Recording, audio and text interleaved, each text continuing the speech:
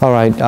First, welcome for this 7-day Brahma Vihara, or you could say Apramana Citta meditation retreat, or sometimes translate in English called the Force of Light Abode, the Force of Light Abiding meditation retreat. Okay.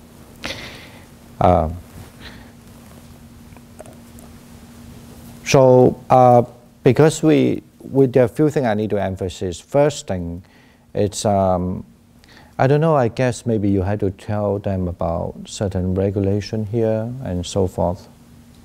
Okay, first of all, welcome all of you to Wat Nawamin for the Brahma Vihara meditation retreat. So we're gonna stay here for the next 7 days. So I think since we're all adults, so we try not to lay down too many rules. So just use your common sense and be respectful and be on time. I think that's probably the most important thing because every other day we're gonna have a 1-hour lecture in the morning, starting from 8 till 9. So I think it's very important if you could attend the lecture. And also, since Venerable Dhammadippa is going to give some instruction, meditation instruction from time to time, I think it's very important to be on time. So I would suggest everybody to be 5 minutes earlier. But if you want to observe noble silence, we have prepared a tag for you. So if you can come to me and I'll give you a tag, so you can put it on. So if you really want to observe, if you really don't want to talk and you don't want other people to bother you, we can give you a tag. And also, since this is a meditation retreat, I think most of the time we're going to practice meditation. So be mindful and be considerate, and other people might. Because it's really difficult for some of you who will be able to take so many days off to be here to practice. So be respectful, to be considerate. I think that's about it. If you have any particular questions, you can come to me. All right. And my name is Sagalananda. I hope you all have a wonderful meditation. So do you have any question you would like to know, or anything you would like to, any question? Oh, yes, please. Do you have a place post the schedule for the everyday? Yeah, we'll post it by the entrance later today. Okay.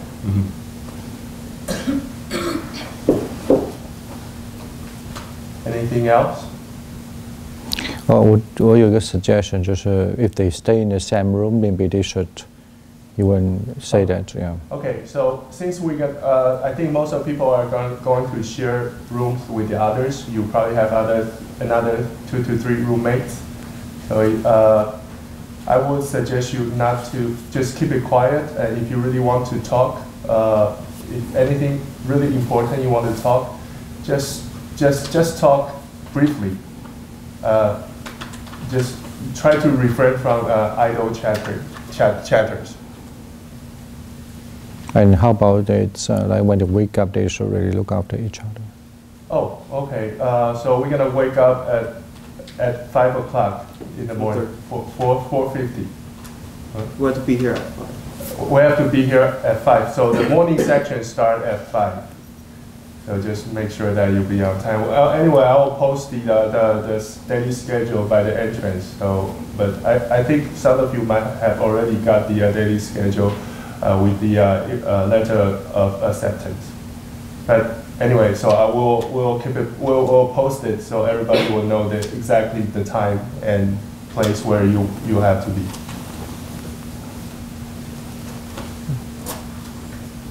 No question, right? Any other question? Any question? No? Okay. Oh, so right. The lectures will be here? The lecture will be here. And later on, if you want to use the space for walking meditation or sitting meditation, please feel free to do so. Thank you for bringing this up. I have the permission from the abbot Ajahn Mongkor that we can use the upstairs, the temple upstairs for meditation. So if you want to use that space for walking meditation, please feel free to do so.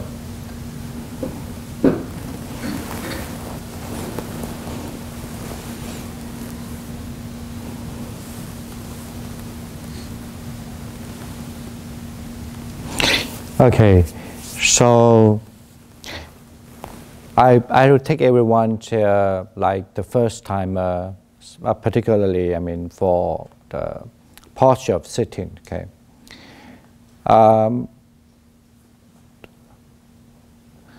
So normally we instruct people to do the sitting meditations by, aware there were 7 positions in the body that you need to try to adjust it, maybe start from the top first. So certainly you have to keep your head upright if you can. I know that after some time maybe you nod your head, that's fine. But this is how you start. When you meditate, you keep your head upright. And the second, you close your mouth. You don't open your mouth unless you have certain reasons. So otherwise, you close your mouth. You have lightly clench your teeth. That's how you begin your meditation. Lightly clench your teeth. And also, especially if you're going to thinking of, especially if you are thinking of sitting for a long time, then you might need to press your tongue against the palate, or you can roll your tongue. It's believed that it's not believed. Basically, especially if you meditate for a long time, your tongue sometimes just automatically you press against the palate, because that's the way to help you to generate saliva, to help you to wet your throat, okay, for wetting the throat. And that's the second portion that we need to aware when you just start to do meditation. When you adjust your body for the sitting posture. And the third part is that you need to tuck your chin a little bit, because that's how you keep your neck upright, straight up. So just tuck your chin a little bit, okay?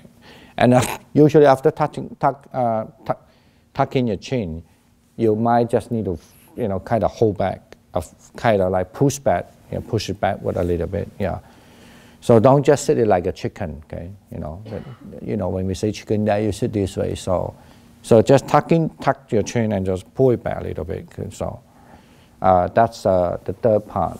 So when you start, you keep aware of that.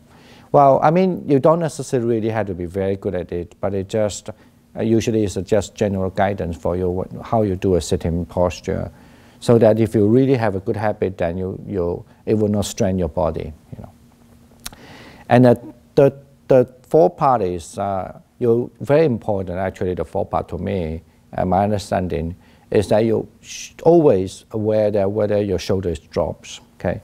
If you're sitting, your shoulder if you're tilting, you're heightening your shoulder, you cannot relax very well. So one of the actually best way for you to relax your physical body is because you're aware that your shoulders are dropping, okay? That's one other part. And the fifth part, which is actually helping the same thing about your shoulder, is your arms. Normally, we only say that you have to feel that your elbows drop, okay? Your elbows drop. So let's say that if you keep your arms in a different way, sometimes you might feel your arms like heavy, because you will find that the gravity starts from your forearms, not your elbows. Okay? Unless you really have a very long arms. So long arms, otherwise usually it's advisable for you to just keep the arms, the hands, the palms, arms close to your body. So that's one of the easier way that you feel actually your elbows drops. So I'm sure you know, because if you keep your arms, if you feel the elbows drops, you could easily move your arms, right? So if you keep it that way, it's very hard to move your arm, and you feel that the gravity is on your forearms, okay? But of course, this is not all. I don't have a strict rule for sitting posture. It's just only When I say I don't have, actually you don't need to have a strict rule, at least my understanding. But it's just a general guidance that you know how you can relax your physical body. Okay. Now the sixth one, which is also difficult for lots of people, and also a lot of people, especially when they're not used to, how you keep your body upright is you have by tucking in your belly. Okay, tuck in your belly, and then you also keep at the same time simultaneously you keep your pelvic floor. Okay. So every time when you do sitting, you have to tuck in your belly. You could tuck your belly by inhaling or exhaling either the way. But do remember, some people also mistaken that when I ask you to tuck in your belly, I don't suggest mean you hold your belly all the time. Just when you start to sit, you tuck in your belly, keep your pelvic floor, and then relax every part of it. So this is the way to keep your body upright. The last part, which is the seventh part, the seventh portion, that is the feet, of course. And I guess as far as you sit comfortable, that's fine. You could do cross leg, like half loaders, full loaders. You could just sit relaxingly, like one leg on the front, one leg on the behind. Or some people like to do a little like a cross leg sitting. Some people even like to sit like, one leg behind, right? Or even two legs behind, or sometimes you like to sit like a Japanese style. Actually, that not necessarily Japanese, but it's just nowadays they call that. So you just like you sit on your feet, right? And or you could just, but we don't have this facility here. But or sometimes you have the cushion that you could sit like a riding a horse like that. So all those are the sitting posture. Or if you really feel that very difficult later on for you to sit on the floor, then you could sit on a chair. Okay. Those are the basic sitting posture. I don't think you have any question about that. But one thing I did remind you all the time, it's why, especially when you're doing meditation, like a samadhi meditation. I think it's any type of meditation would be the same. Do not care so much about your posture. Okay. Get it now?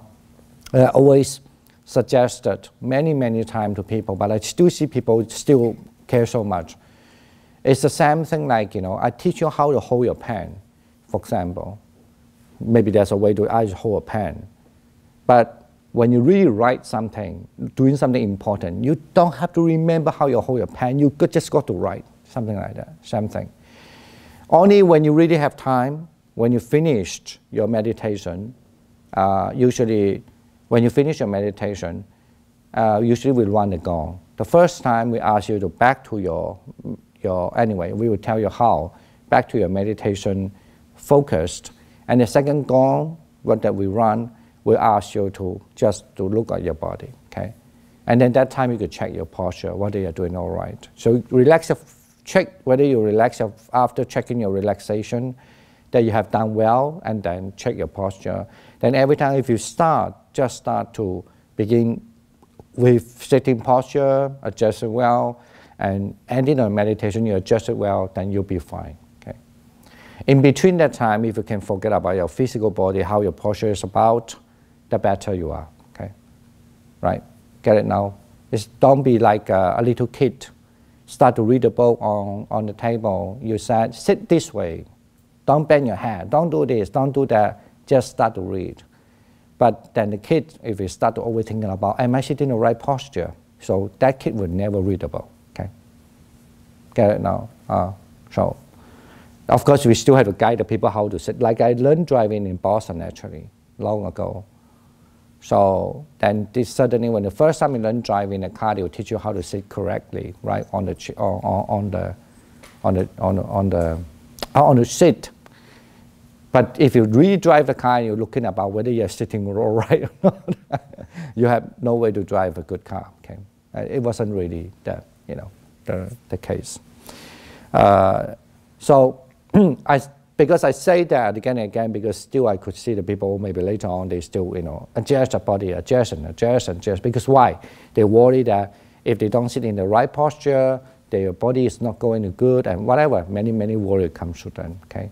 That become a kind of influence, kind of the hindrance for the practices. All right. So now we are begin today, just to start with, that we're beginning to do meditate on the loving kindness, okay, the metta meditation. To remember first thing about when you start to do loving kindness meditation, it has nothing to do with the material side at all. Okay, you might be only aware your feelings, you might aware your thought, you might aware anyway some idea with you. Basically, nothing to do with the material. Okay, after just your posture, so you might just start to sit still, and then you started to maybe, I will usually ask you to begin with to sit there, and then you start to observe what you are thinking. Okay. Now you maybe have many thinking, you may not have, but some people, if they have practiced some other methods, especially the meditation or the breath, so they might be looking for your breath. Okay. But I mean that's fine, because if you find that's a way to help you to focus a little bit, and do so. Okay. However, just maybe 1 minute or even less than that. Important is that after that, you need to aware what's happening in your mind. Okay? You might be thinking something here or there, but you have no, and you start slowly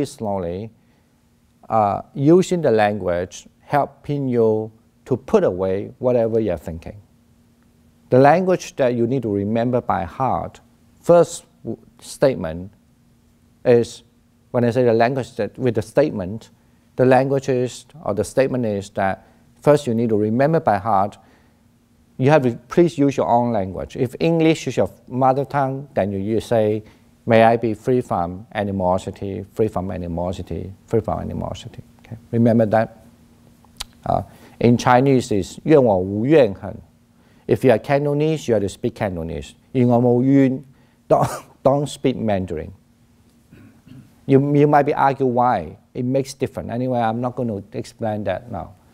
So use your first language, okay? That usually is easier. I don't mean, sometimes maybe both languages work for you, fine. But I just mean something that don't really something is not the language is not very familiar with you. Definitely, don't use that, okay? So if that, now since I have to instruct in English, so I would say, the first one, remember by heart that may I be free from animosity, free from animosity. I'm sure everyone understands animosity, right? Generally, the meanings mean you want to free yourself from grudge over something on the past, okay? You have a grudge, so that's the first one. And second statement, it's may I be free from, but sometimes they translate anxiety, but it's something actually, something that troubles you makes you become like anxiety, okay?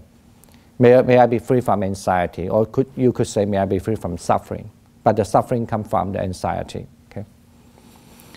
So that's the second, you could say may I be free from anxiety, free from anxiety. The third statement is may I be free from affliction, okay?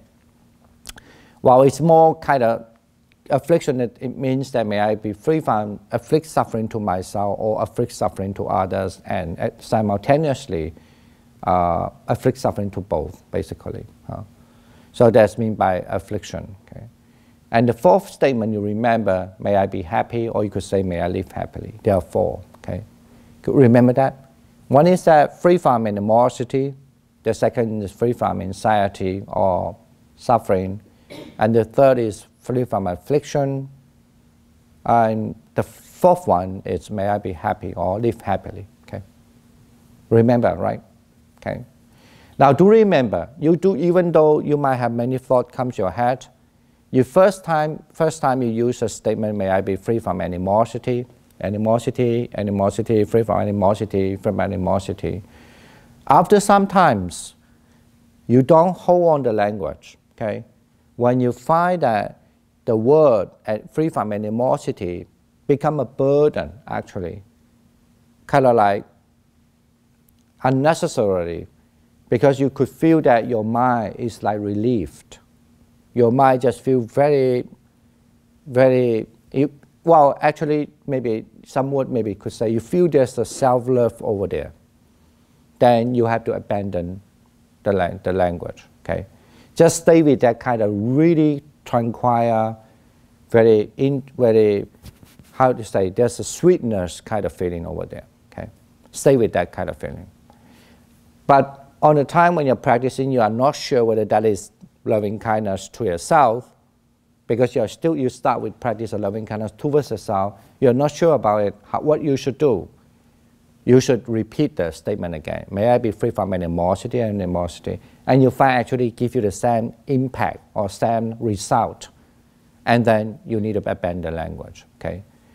Well, in other words, if you become much more proficient on your practices, you might arise a mind that is just have one thought. The thought is that you need to practice the loving kindness toward yourself. You should get that kind of state. That will be the better state. You don't need that language. However, remember, you still wanted to use a statement to remember one reason, very important reason, because if you get many thoughts, many distractions comes to you, then you have to use that statement again to help you direct your mind to the loving kindness towards yourself. Okay, get it now? If you don't have, okay. Now later, I will just start to run the belt. I don't have the belt with me actually. 在我的行李箱. So when I start to run the belt, please, if this is your first time practice, you have to take the statement. The first statement, like, may I be free from animosity, at least to practice for 5 minutes, at least around. You think you maybe do 5 minutes or 10 minutes. And then use the second statement, may I be free from anxiety, and may I be free from suffering. In Chinese, 愿我无恼, 烦恼的恼, 苦恼的恼. So that one you have to practice the same time. And the third one, may I be free from affliction. In Chinese 是愿我无害，不害自己，不害他人，同时不害双方的意思。So with that, you need to practice also about 5 to 10 minutes. And then you use another statement like, may I be happy, or may I live happily, that for about 5 to 10 minutes. After that, you practice the fourth statement, each one at least 5 minutes. Then you somehow know which is easier for you to handle with first, okay? Then you just stick to one. You don't have to repeat all, okay? Say that maybe you find that the statement, may I be happy, is easier for you, at least now, the moment.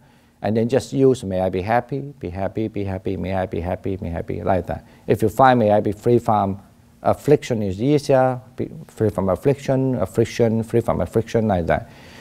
So, as I say, this mainly just mental. So, if you have thought comes to you, never generate this wrong idea to dislike distraction. This is your mind. It's natural like that. Please do not, dislike it. And especially practice this method, you cannot, don't try to generate something that you don't like. Yeah, don't generate anger within yourself. So just know you've been distracted. And sometimes you just know you have, let's say you have, your mind is wondering something, just know you're wandering around. You can look at it also, don't worry about that. As far as you're aware, I'm having this, my mind goes around, you just look at it, but don't look too long, because usually when you look too long, you definitely been carried away, okay? And then after some time, you just say, all right, I need to back. So because I like to see what I'm thinking, now I need to back. Then back to your loving kindness meditation. At this stage, we have many steps to go, okay? This is the first step. So you meditate on loving kindness towards the self. At this step, when you come back, just say, let's say you find, may I be happy is easier for you to meditate with, and you just keep on saying, may I be happy, be happy, be happy, be happy.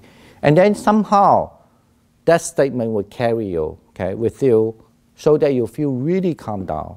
And then after you find that you don't need the use, may I be happy, and you don't have to use a language, you don't have to use a statement, put that away. And just stay with that kind of, the mind, generate what we call the love towards yourself, okay? Understand that? Okay. It's all right. I know some of them they never thought about it, find it difficult, but I'm sure to you, there are lots of people who have practiced it many times, they know that feeling. At first, they always have doubt, but now they know what it is, okay? So your mind is very powerful, okay? You don't, okay? But again, I need to speak that again. You need the language first to lead your mind, to that direction. Just like if you are, sometimes when you hear a noise around you, you maybe say, what are these people doing? Of course, that's how you lead your mind to start to wondering what's happening. Why you want to disturb me? So those language lead you generate something, okay? But rather than that, now you need to learn how to tame your mind that when you hear the sound, what you should do, may you be happy, okay? That's it, okay? Don't think that because the people disturbing you, people what? And also, because since at this stage, later we are going to practice some other thing. You'll practice and meditate, loving kindness towards yourself. So after that, directly back to yourself. May I be happy, may I be happy, be happy. And up to a point that you just feel very nice and just sitting there, okay? And definitely there's something going on. That's why you need a lot of, later you can ask me a lot of questions, but there was something more afterward, definitely. Then this is actually just a beginning. You start your journey of practicing your force of law abiding with the basis of practicing loving kindness towards yourself, okay? Okay. All right. Oh yes, other thing I need to mention, it's about some people, because usually what we are going to sit here is one sit almost 45 minutes to 50 minutes, okay? Somehow maybe at a stage, no, I don't think when you start, don't do that, okay? But they build up a bad habit. Somehow, sometime in the afternoon especially, so sometimes we are not going to do it like one sit for 45 minutes. We sit for 3 hours. So I don't mean you have to sit for 3 hours, but we just, like if some people want to sit for 3 hours, let them to sit for 3 hours. The rest of you, so whenever you feel that you need to do a walking meditation, please stand up and then you just go out and go to upstairs, the temple. This is, they call it a meditation hall. I think the upstairs, I forgot the name they call, but anyway, I would call that a temple. Then you go up to the temple there, you could start to do a walking meditation, okay? Or even sometime outside there, so you can do the walking meditation. But to understand, because we are not practicing, we are mainly focused on a sitting meditation. Whenever you got the chance and come back to do the sitting meditation. Now, I want to say something about a walking meditation. Okay. When you do your walking meditation, one thing is that, some other thing I will mention later. Usually, if you are doing meditation as a build up a good habit, you always have to aware your posture. Okay, I mean, if you know that you're standing, you know you're standing. If you know that you're turning, you will know you're turning, like that. Now, I just want to say, let's say I just wake up, I just stand up, then I know that my hand was pushing on my cushion, I'm standing up, and I'm walking over this way. I'm going that direction to the door, and I want to walk away. And you have to know your mind thinking about that, okay? If you can, I'm saying idealistically, you have to know, my mind was thinking, I want to walk out, go out. Then you know, I want to walk out. So you just go out, okay? Because if your mind don't have carry that idea, you will never walk out, right? You will just stay. But if your mind was thinking, I want to stay, then your mind will stay. So in other words, every time if there's a possible, you must check your mind first and then check your action in a second, okay? Because your mind always giving an order, and then your body started to react, according with your order. Okay, so then you have to find a space, something like, it doesn't have this much long, just a little too long, but something like that, okay? So almost like from here to, almost like the cushion, I mean from where people sitting, this kind of long side, this distance is enough.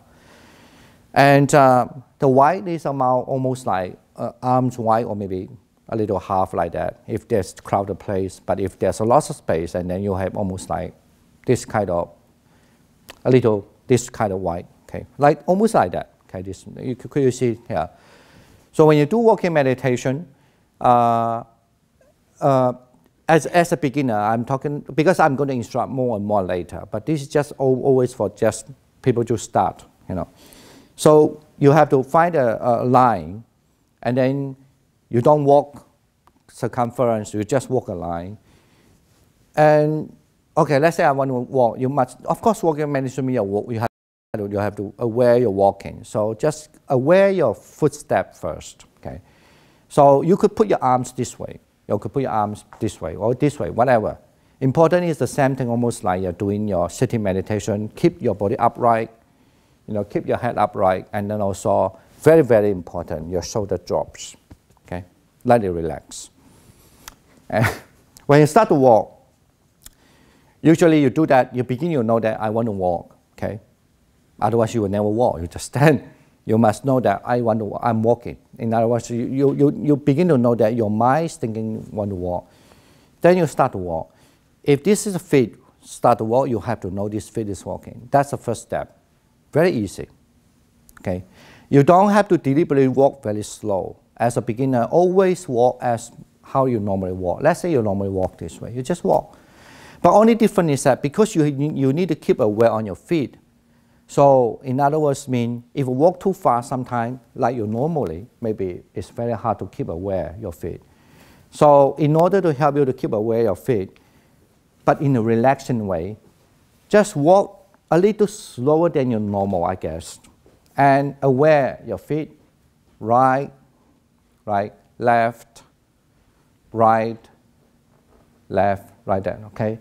And please do not say, I don't care what language you're using, don't say this is right, this is left, this is right, don't do that.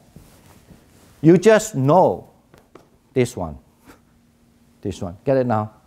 When I use right, left, it's just because to tell you that you have to aware this feet is doing. So the language just indicate this is right, this is left, okay? But when you're doing meditation, no, forget the language, just know it. So when you knew this feet is moving and stepping, at least you had to first know this leg is walking, and you had to feel there was contact. Your feet is contact on the ground, right? You could feel that. Maybe you feel something else, like the heat, the hot, cold. You don't have to pay attention on that because you are not practicing what we call the vipassana. You just want to have the simple mindfulness. So you just have to know your feet have a contact. That's it. Okay. Now, once you come to an end point, let's say this is the end point here, you want to turn, don't turn this way, okay? Usually we suggest you always turn clockwise, not anti-clockwise, unless, you know, some other situation. So if there's a choice, always turn clockwise. Now when you turn, so don't turn this way, okay? You always turn, it just keep one foot up, put a step, almost that 90 degree. Keep one foot 90 degree, another foot follow it, 90 degree, another foot follow it. Get it now? So this is how you do your walking. So first you just, very simple, just know these feet have the contact on the ground, this feet have the contact on the ground, that's it. And this is how you keep your mindful, right? So you are not thinking anything else, just know your feet. You're still somehow aware of the front, but your still feet is knowing that your feet is having a contact. This is contact, right? Contact. Get it now? So when I say contact, I mean your feet on the ground. Okay, you know it well. Now that's the first thing. After some time you find that it's very easy to keep it that way. 你要注意那个行程，好。So after you do it that way, and then now you want to build much more awareness. Then you have to also know, let's say when you turn, after you're returning back, now you need to, this time then you need to aware for like the second step is by awareing your feet is lifting, pushing down, contact, okay? Lifting, pushing down, contact, lifting, pushing down, contact, lifting, pushing down, contact. Get it now? So in other words, you are much more aware of your movement or your feet, okay? So maybe very easy to, I don't know, for some people find very hard, the mind is running. But if you do it hard, then you just if you find it very hard, then just, you know, go back to just the feet contact, that's all. But if you find it's easier, you just know lifting, stepping down, contact, lifting, stepping down, contact, let's say. So then I stand, I know I'm standing. I want to turn, I also know I want to turn. Then I turn, I have a contact. And I want to turn, I know I want to turn. And my feet turning, and I have a contact. Now, for sure, the more you meditate, the more you're aware of your mind. So your mind was asking, you want to walk, and then you start to walk. So, but maybe this time you say, I want to start from left feet. So this feet, okay. Then you start. Then you know you're lifting, contact, lifting, pushing down, contact. That's the second step. Remember the third step. The third step is just one more thing. It's actually you just lifting, pushing, and stepping down. And of course, always know the contact. Otherwise, you will not know your feet is on the ground. Okay? Get it now? So just remember the three things first. So now when you walk a certain time, usually if you start to do walking meditation, don't just do 1 minute, 5 minutes, no, okay? At least once you do a walking meditation, I guess minimal you have to do 15 to 20 minutes, okay? If you can do 20, 30, 40 minutes. But since we are not emphasis on now walking now, so I would not suggest you do more than 1 hour, okay? But there were certain time meditation you have to sit 1 hour, walk 1 hour, sit 1 hour, walk 1 hour. Because our purpose at this retreat is for the samadhi purpose, and certainly walking is important in a way. I will explain it in the future, but I just want to say it's important. But then that still our main focus is on samadhi. The sitting will be more beneficial for the developing the samadhi. Okay, and then come back for the sitting meditation. Outside there's a. I think right there they call it a coffee shop, right? The place that just right outdoor. So if you feel thirsty, you could go up to have some coffee. I don't know what it's all coffee. I don't know. I didn't see anything what they have there. Yeah, but, coffee and tea. Oh, I see. All right. Whatever your coffee and tea, and then water. You could go there and take a water and tea, and you might be sometimes feel unless there's a certain very strong reason. Otherwise, I will ask you not to be wasting your time. So this is you will love it afterward. At first, a little difficult, especially for young people, because they never have this experience. But you need to really patient a little bit at first. Be patient a little bit. So I want to say that the only few things you could do, either you go to drinking, either go to restroom, either you do a walking meditation. The rest of the time to come back and sit. That's it. Okay. So I think it's a good time for you to be learning how to be a little disciplined. Actually, I mean nowadays I guess people lack of discipline so much. I'm not here to train you as army, but then you'll find that kind of discipline will help you a lot of things, in the future. So of course, as I said, unless there's a certain reason, you can always talk to some people who are in charge. Also, anyway, I don't want to say what are those reasons because people will find those excuses then later. Okay. Otherwise, just limit yourself or restrict yourself just only doing those things. Either you go to restroom or because of course we have the break time, and during the break time, you might be go and have a shower and so forth. Or sleeping time, then the rest of the time, if you can sit the longer, the better. And don't worry about that because I'm sure this is just start. Today will be a little difficult, tomorrow even little difficult, especially if you have never practiced meditation. I mean, in general, but some people do find it much easier. Then usually after third day, you'll be fine. So, and after 5 days, fifth day, you don't want to go. You want to stay forever. I know you don't believe, but anyway, you be your judge later. Okay, with regard to the method, so before, I guess I will give you a break now, and then we come back. We have 2 minutes, say that. So you have 15-minute break first and come back here. Do you have any question with the method first? I know some of them you haven't practiced yet, but do you have any question? Because we have actually more than half people here been practiced with me, right? So I don't think so if this is the first time you're here, you might have question. Can you raise your hand if you have been practiced with me before? At least, yeah, quite a lot, yeah. That's why I guess sometimes why they come from different states also. And, but anyway, so, all right. If you don't have questions, so it's all right. You always can ask questions later. But do remember, when you do your meditation, the last one I want to say, forget about anything, question. Just do it first, okay? And when you finish, if you have a question, because we always have this first or second day, I'll give you some break time. And then you can ask any question with your regard with your practice during break time. Okay, I'll see you in 15 minutes. Please come back here at 3 o'clock then. Okay.